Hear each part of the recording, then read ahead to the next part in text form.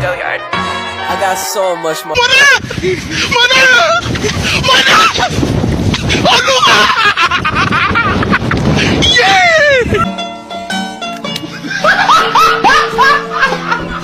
Are you ready, kids? Aye, aye, Captain! I can't hear you. Aye, aye, Captain! Oh!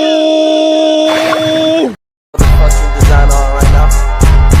Break it down, bring it back, make it clap. I got 3 old thoughts, new block, where that thing. Bitches on my line, and you know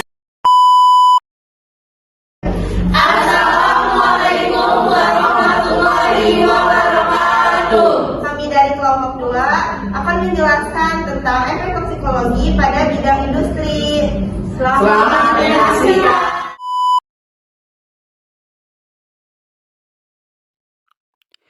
Definisi toksikologi industri merupakan salah satu cabang ilmu toksikologi yang mempelajari toksikan di tempat kerja serta efeknya pada pekerjaan yang terpanjang toksikan di tempat kerja.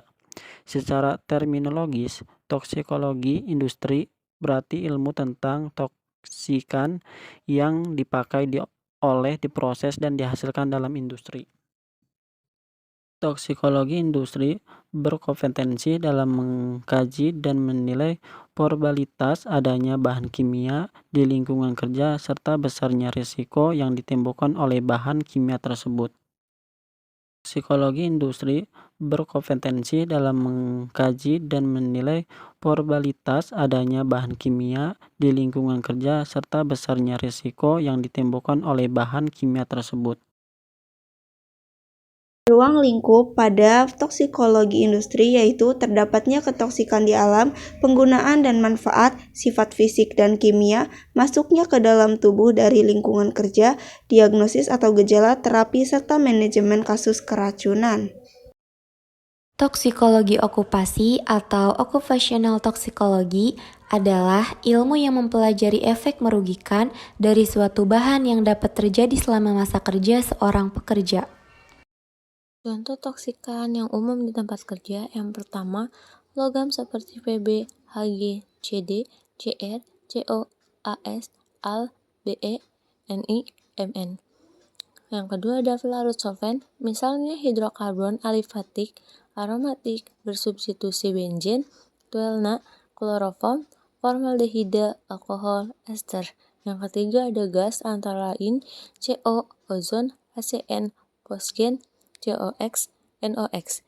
Yang keempat ada pestisida yaitu organofosfat, organoklorin, karbamat, wolfarin. Yang keempat ada partikel di udara seperti silikia bebas, asbes.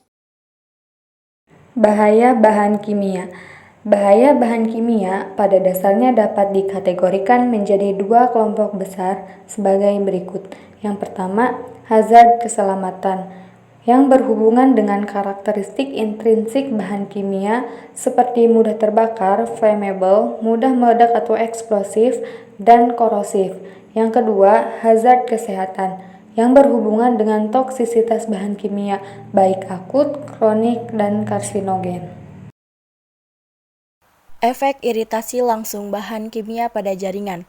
Iritasi paling sering dikaitkan dengan kontak dengan kulit atau mata, membran mukus pada sistem pernapasan atau lapisan tenggorokan dan sistem pencernaan, menyebabkan beberapa gejala dari eritema, kemerahan, edema, bengkak, dan vesikulasi ruam, sampai korosi perubahan permanen pada lokasi kontak dengan pembentukan bekas luka.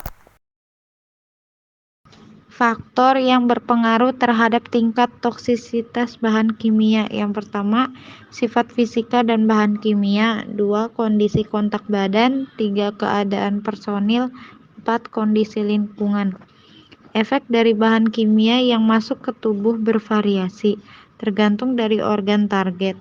Bahan kimia bersifat neurotoksik atau meracuni saraf, hematotoksik, meracuni liver atau hati, nefrotoksik atau meracuni ginjal, hematotoksik meracuni darah, hingga sistemik meracuni seluruh fungsi tubuh.